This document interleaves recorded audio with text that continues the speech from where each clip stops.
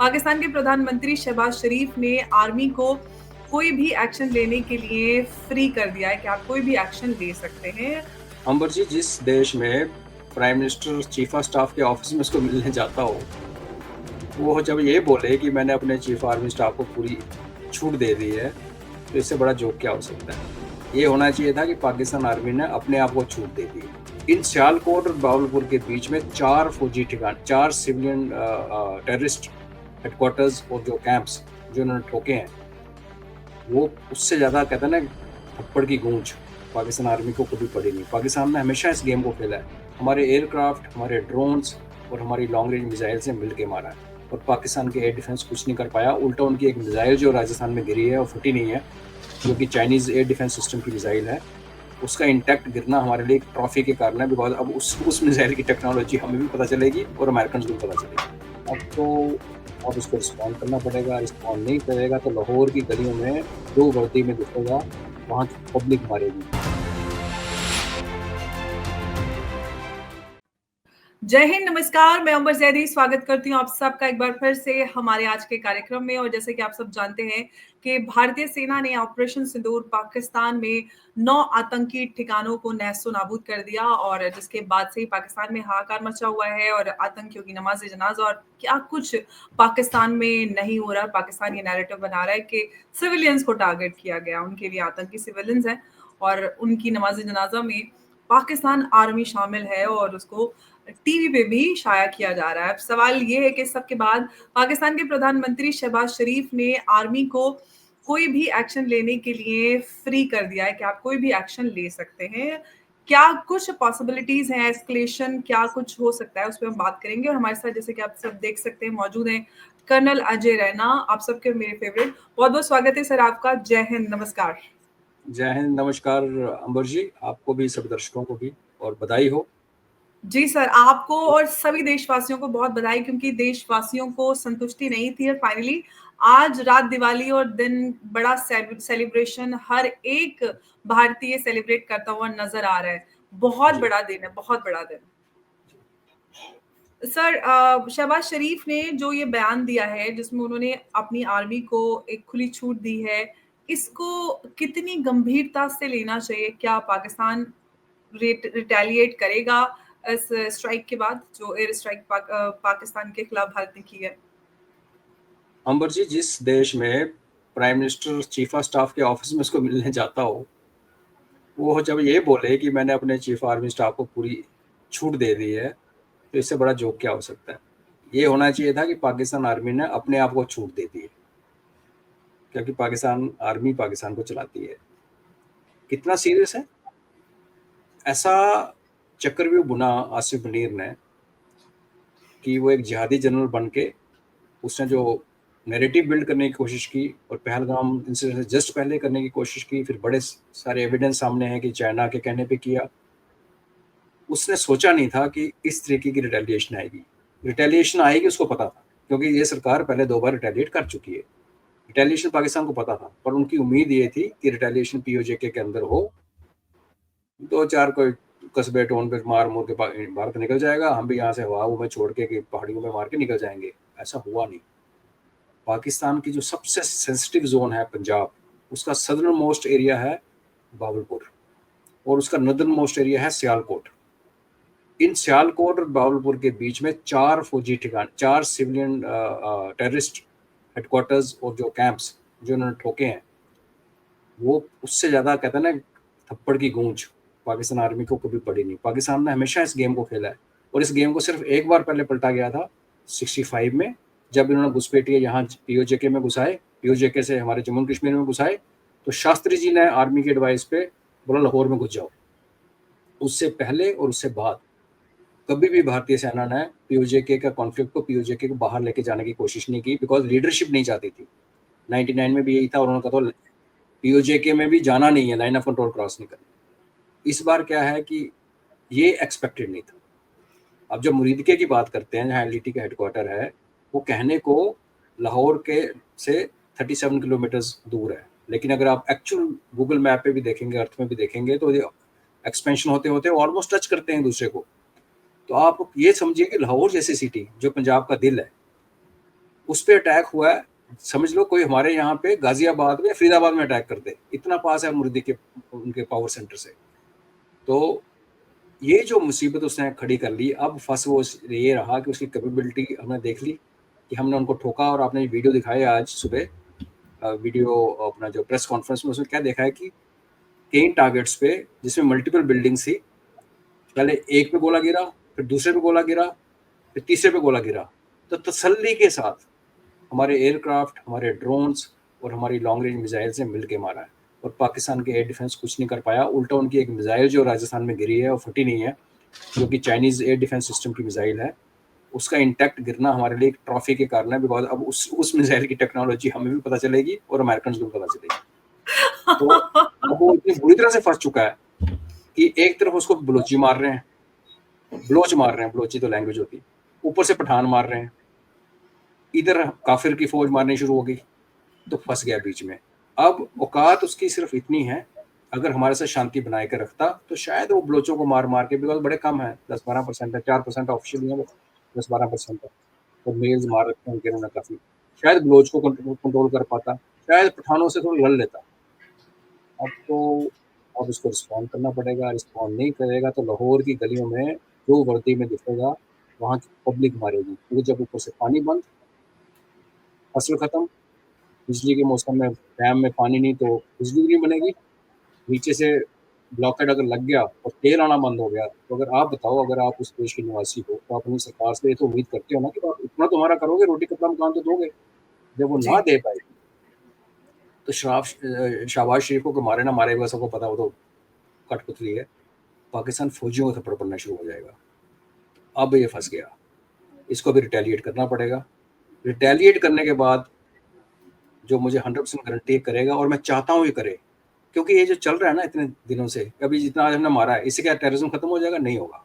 Let's be honest, हमने उनके absolutely. Headquarter तोड़कर मुंह पे तमाचे मारे हैं, बट टेररिज्म नहीं खत्म होगा। टेररिज्म आइडियोलॉजी है ना, हमने उसके एब्सोल्युटली। रूट को मारना है तो हमें पाकिस्तान आर्मी को डिसमेंबर करना पड़ेगा, इनको तोड़ तोड़ के तार तार करना पड़ेगा। उसके लिए मैं पर्सनली चाहता हूँ, और हम राष्ट्रवादियों को प्रे करना चाहिए कि पाकिस्तान बेवकूफ़ी करे, हमारे ऊपर अटैक करे।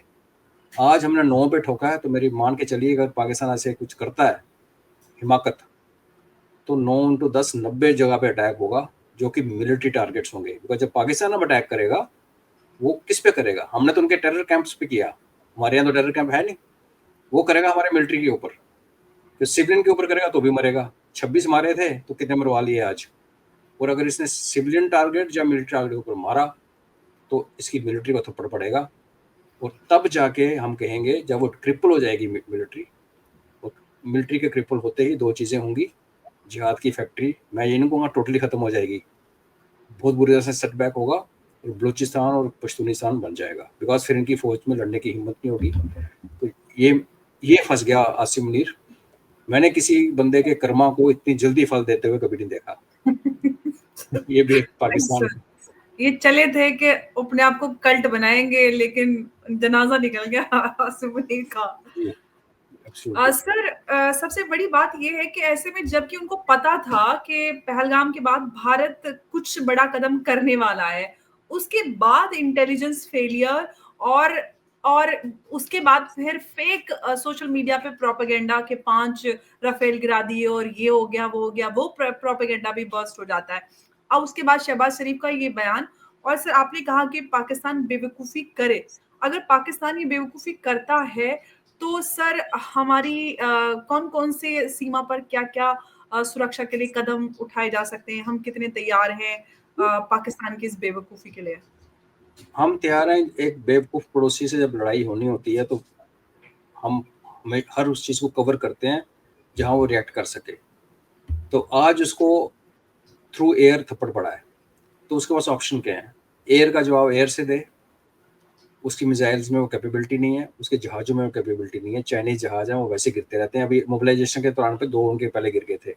आज लाहौर का एक वीडियो है जहाँ पे लोग वेट कर रहे हैं टर्मिनल में, वो यंग लड़का बोल रहा है कि 4 जहाज गए थे, 2 ही वापस आए हैं। बिकॉज वहाँ पे सारे जो एयरपोर्ट है पाकिस्तान के, जैसे हमारे जम्मू में भी है, कश्मीर श्रीनगर में भी है, ये डिफेंस एयरपोर्ट्स हैं जहाँ पे आर्मी और सिविल फ्लाइट्स इकट्ठी चलती हैं। तो लोग बैठे होंगे लॉबी में, दिख रहा है सामने 2-4 फ्लाइट टेक ऑफ किए। अब फाइटर क्या होता है कि फाइटर्स निकलते हैं तो फिर वो वापस भी आते हैं। 200, 300, 400 किलोमीटर मैक्स रेंज होता है इनका, लेकिन उनको जब स्पीड को अगर आप उनको टाइम से कैलकुलेट करोगे, आधे पौने घंटे में उनको वापस आना पड़ता है रिफ्यूल करने के लिए। बिकॉज 400 तो वो 400 किलोमीटर तो 30 मिनट्स में पूरे कर जाते हैं, 800 900 की स्पीड पे चल रहे हैं।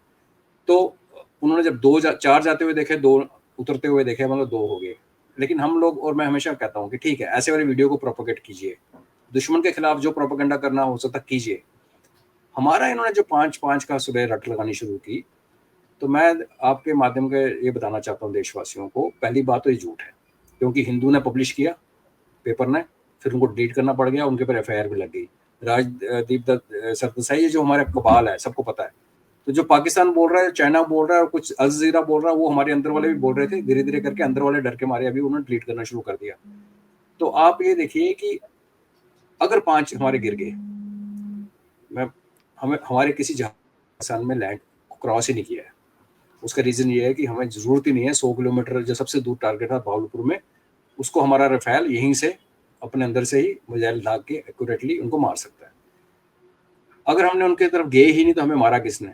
अगर हम ये ज्यूम करें कि वहां से उनकी मिसाइल्स आई और हमारे यहाँ पे हिट कर गई, और उसमें ये भी मैं मान लूँ कि ओके कोई पुराना मिग, क्योंकि हमारे मिग आपको पता वैसे गिरते रहते हैं, 50-60 साल पुराने हैं, एक्सीडेंट्स होते हैं, उनको मारने, कोई क्रैश कर गया हो टेक ऑफ करते हुए, तो भी मैं देशवासियों को ये बोलना चाहता हूँ कि जंग जब होती है, देश पे जब आती है, तो ये नुकसान होते हैं।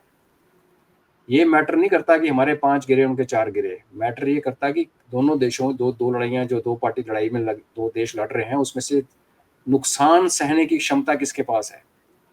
कौन ये डैमेजेस को एब्जॉर्ब कर लेगा बिना हिले? आपने यूक्रेन और रशिया में देखा, रशिया का बहुत नुकसान हुआ, लेकिन रशिया के पास वो हिम्मत थी कि एब्जॉर्ब कर गया। तो पहली बात, 5 जेट्स की खबर झूठी है। उल्टा उनके 2 जेट्स गिरने की खबर हमारे पास जो आ रही है, अभी हम इसलिए इसको कमिट नहीं करते कि स्पेकुलेट करना ठीक नहीं रहता। और मैं लोगों को ये बोलना चाहता हूँ, कितने जहाज गिरे ये भी इमटेरियल है, कितने टेररिस्ट मरे वो भी इमटेरियल है। ये नेशनल विल है, विल पावर इंडिया ने एक्सर्ट की और उनके घर के अंदर घुस के मारा है। इसके बदले में वो हमारे इधर घुसने की कोशिश करेंगे और फिर उनको एक दोबारा थप्पड़ मारा जाएगा, और उससे जो हर्ष होगा, हशर होगा पाकिस्तान का, हमें उस पर कॉन्सेंट्रेट करना चाहिए। ये देखो, ये कैजुअलिटीज, ये लड़ना, ये बलिदान देना, ये किसी भी जंग में होता है। कोई भी देश, US जैसी एयरफोर्स के पिछले 1 हफ्ते में 2 F सीरीज के जहाज गिर चुके हैं। तो हालांकि हमारे 5 नहीं गिरे, हमारा रफेल कोई नहीं गिरा, ऐसा कुछ कोई खबर नहीं है। अगर गिर भी जाएंगे कल को, खुदा ना खास्ता, तो उसको इतना बड़ा हवा नहीं बनाया। ये चीजें इसलिए बनी है, लड़ने मरने के लिए बनी है, उसकी परवाह ना करें आप, अपना हौसला ऊंचा रखें। मैं देशवासियों को ये बोलना चाहता हूँ। एब्सोल्युटली।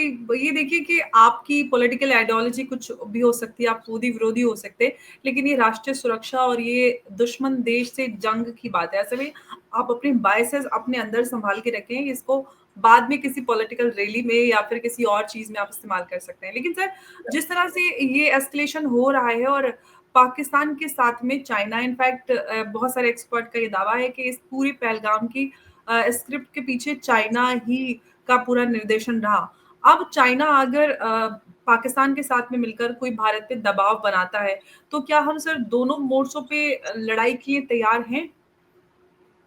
पहली बात है कि चाइना हमारा नंबर 1 एनिमी है, जो हमें 2001 में रियलाइज हो गया था। जॉर्ज फर्नांडिस साहब ने ये बोला था और सारी अपोजिशन उनके पीछे पड़ गई थी, लेकिन भारतीय सेना ने उसको समझा।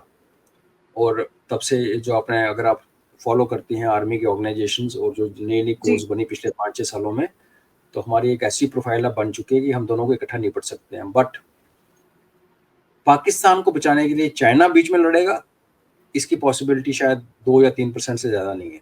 वो कैसे लड़ेगा, कैसे बीच में आएगा? उनकी इलेक्ट्रॉनिक इंटेलिजेंस बहुत तगड़ी है चाइना की, टेक्निकली वो बहुत सुपीरियर है। वो USA से भी पंगा लेते हैं, हम सबको पता है। तो वो हमारी इंटेलिजेंस पाकिस्तान को देगा, शेयर करेगा। और इंटेलिजेंस की इंपॉर्टेंस अगर वो समझनी है तो आपको 2 महीने पीछे जाना पड़ेगा, जब अमेरिका ने यूक्रेन जो व्हाइट हाउस में जेलेंस्की ने किया था, उसके बाद 3-4 दिन के लिए इनकी इंटेलिजेंस इनपुट्स रोक दी थी और वो घुटने पे आ गया था। बिकॉज और उन्हीं 3 दिनों में क्या हुआ था, जो ये घुसे हुए थे यूक्रेनियन रशियन टेरिटरी में, उसमें वहां से उठा के सारे के सारे रशियन उठा के बाहर फेंका उनको।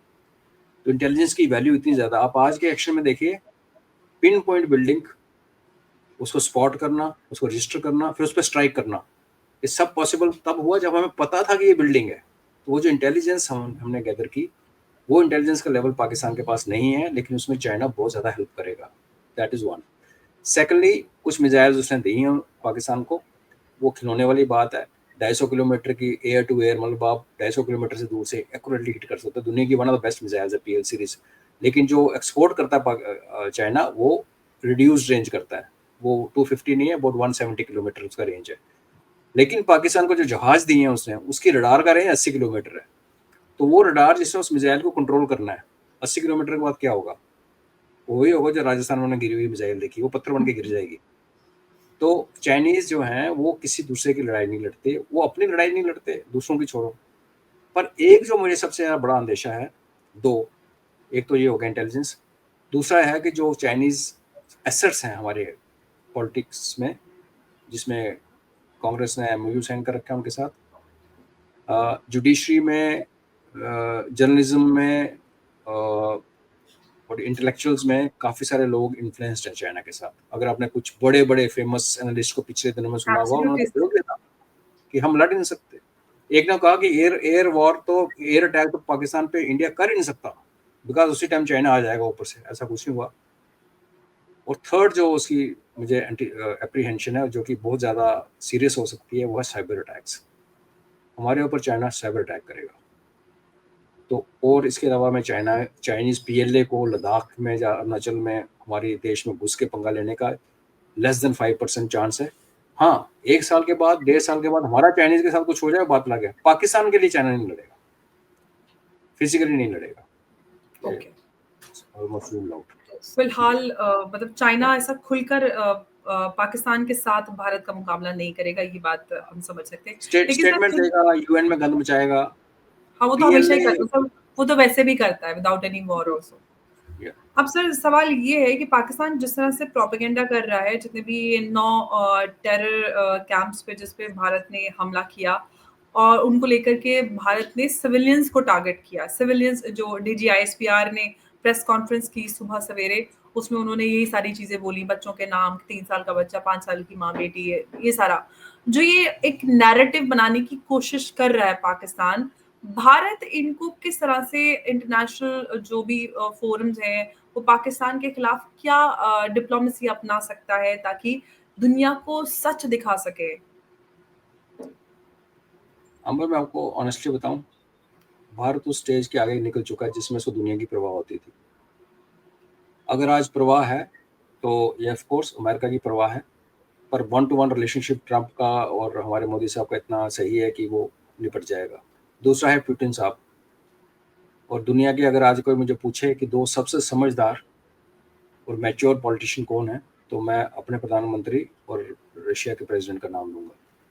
दोनों बहुत ही मैच्योर, अनप्रेडिक्टेबल। तो तीसरे बंदे की हमें किसी की परवाह नहीं है। किसी की परवाह करें? यूके की, जिनका प्राइम मिनिस्टर एक, अब क्या कर रहा है आपको पता ही है। फ्रांस, जिसको ये नहीं पता कि सरकार किसकी है। जर्मनी, जिसकी इंडस्ट्री ठप हो गई। अब तो कोई बचा ही नहीं ना। एक तो ये खुद बर्बाद हो गए, और दूसरा हम ऊपर चले गए। तो और हमें 3 लोगों से मतलब पड़ता है, अमेरिका है, रशिया है और चाइना। चाइना इसमें हमारे अपोजिट खड़ा है, तो बाढ़ में जाए, वो फर्क नहीं पड़ता। क्योंकि हमने देख लिया अंबर, वही लोग जिन्हों खुद अपने पे अटैक होने के बाद वो कुछ नहीं देखते, कौन औरत, कौन मर्द, कौन बच्चा, कुछ नहीं देखते, वो हमें बोल रहे हैं रिस्ट्रेन रिस्ट्रेन रिस्ट्रेन। तो भारत क्या कर रहा है, इसको जानने के लिए हमें पिछले 1 हफ्ते का जनरल अपना डॉक्टर जयशंकर साहब के अगर हम स्टेटमेंट्स और उनकी डिबेट्स देख लें पिछले 1 हफ्ते में, तो हमें क्लियरली दिखता है कि we don't care, and actually we should care. So बाढ़ में जाए, जिसको मर्जी लेके जाए। बिल्कुल सर, ये बात तो है कि फिलहाल ये बात तो दुनिया भी समझती है कि जैसे ही सर ये पुलवामा वाला मामला आया और भारत ने और प्रधानमंत्री ने कहा कि जवाब दिया जाएगा जो भी इसमें शामिल है। पाकिस्तान का तो फिर नाम भी नहीं लिया गया था, लेकिन पाकिस्तान की दाढ़ी में तिनका हो गया था। उसके बाद से किसी ने भी ऐसा कोई प्रेशर नहीं बनाया भारत के ऊपर, और क्योंकि वो जानते हैं कि भारत की अपनी इंडिपेंडेंट पॉलिसी है, हम भारत को डिक्टेट नहीं कर सकते। सर अब सवाल ये है कि जो भविष्य में पाकिस्तान जैसा जो खतरा है, क्योंकि जैसे कि आपने कहा कि इट इज एन आइडियोलॉजी, हम किसी आतंकी ठिकानों पर हमला करके उनको नाबूद करके हम इसको पूरी तरह से खत्म नहीं कर सकते। अब सवाल ये है कि इस खतरे से निपटने के लिए हमें भारतीय सेना में और नीति में किन बदलावों को लाने की आवश्यकता है? क्या आपको ज़रूरी लगता है कि अभी और हमें कुछ बदलाव की ज़रूरत है? एक तो भारतीय सेना से ज़्यादा ज़रूरी है अपनी नेशनल थिंकिंग, जिसमें हमें सच को सच बोलना चाहिए अंबर। एक फंडामेंटलिस्ट इस्लामिक मूवमेंट पूरे वर्ल्ड को स्वीप कर रही है, स्पेशली टर्की से लेके यहाँ तक। उससे पैदा होने वाली प्रॉब्लम को हमें उसको वही नाम देना चाहिए कि जिहाद हो रहा है, और हमने उसको वैसे ही निपटना है। हम क्या करते हैं कि हम मलाई मक्खन और उसको शहद लगा के उसको कभी पॉलिटिकल प्रॉब्लम, कभी अनएम्प्लॉयमेंट प्रॉब्लम बोल के हम सच पे पर्दा डालते हैं। उससे दो नुकसान होते हैं कि जो लोग ये कर रहे हैं ना, उनका हौसला बढ़ता है, यार ये कुछ नहीं करना। और दूसरे जो सफ़र कर रहे हैं, देखिए आपका बम फटता है मार्केट में, तो वो क्या पूछता है कि मरने वाला हिंदू है कि मुसलमान है कि क्रिश्चियन है, सबको चिप देता है वो। तो हम विक्टिम होते हैं, तो हमारा ट्रस्ट हटना शुरू होता है सरकार के ऊपर से। तो पहले as a nation we should call spade a spade. अगर किसी ने गलती की, किसी ने जैसे वो मिशनरी को जलाया था उड़ीसा में, तो भाई जलाया था, एक हिंदू ने जलाया जलाया, रीजन अपना है, गोडसे ने मारा, गांधी को मारा। उसको अगर आप लपेटना शुरू करोगे तो फिर आप कहाँ तक जाओगे?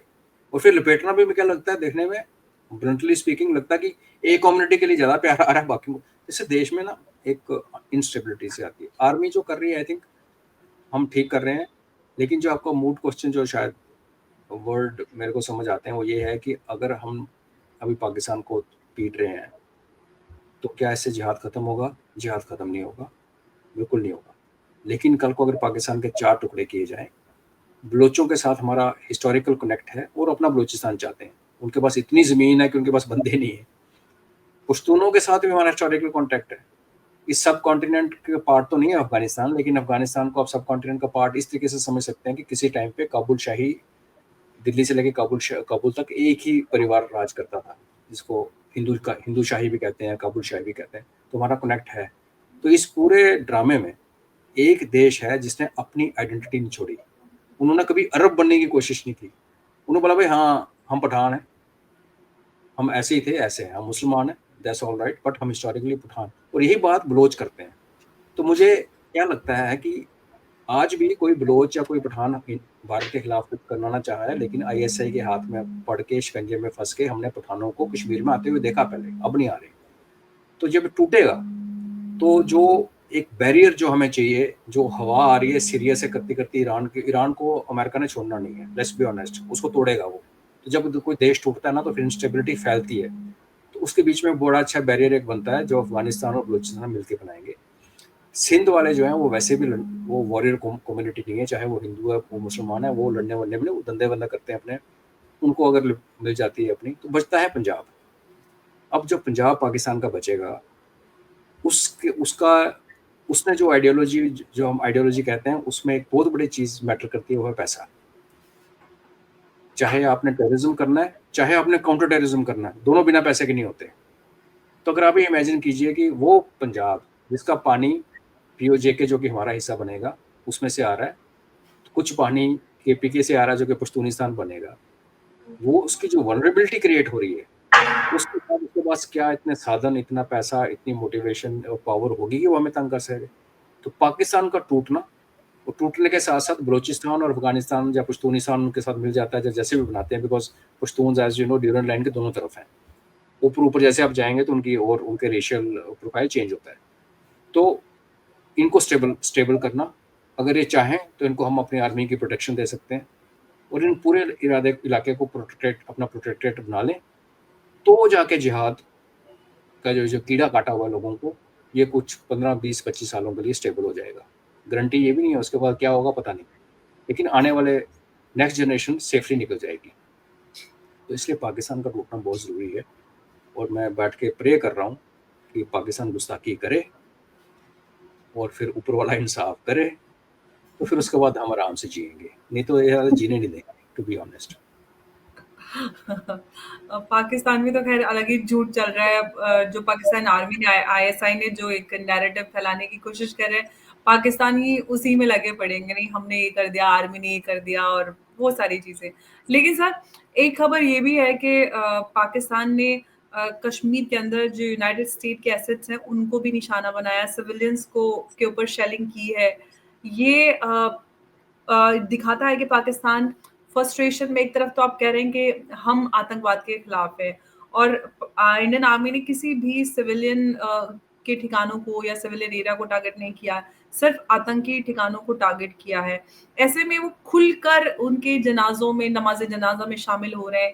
ये दिखाता है कि पाकिस्तान आर्मी और इनफैक्ट जैश और इन सब से ही पाकिस्तान आर्मी की रिक्रूटमेंट भी होती है। तो अ, बिना वर्दी और वर्दी वाले एक ही है सब। तो ये ड्रामा किस बात का रहता है ग्लोबली कि हम आतंक के खिलाफ हैं। और तलहा सईद, हाफिज सईद का बेटा भी यूएनएससी, जिस दिन ये यूएनएससी पहुंचे उसी दिन वो, ये उसका वीडियो वायरल होता है लाहौर में। वो कहता है कि अगर मोदी ने कुछ भी किया तो हम ये कर देंगे, वो कर देंगे। क्या कर सकते हैं ये सर? ऐसा ये जो आप यूएन का कह रहे हैं ना, तो क्या आप जैसे जानती होंगी हमारे जेएनके में एक यूएन मिलिट्री ऑब्जर्वर ग्रुप है जिसको हम्म, बोलते हैं UNMOGIP। तो basically United Nations military observer group in India and Pakistan. तो इनका काम है कि 71 का जो हमने फिक्स की थी लाइन ऑफ कंट्रोल, उसको उसकी वायलेशन ना हो, क्योंकि लाइन ऑफ कंट्रोल जो है वो इंटरनेशनल बॉर्डर नहीं है। इंटरनेशनल बॉर्डर का वायलेट करना बहुत बड़ा मायना होता है, जैसे रशिया ने किया। जी।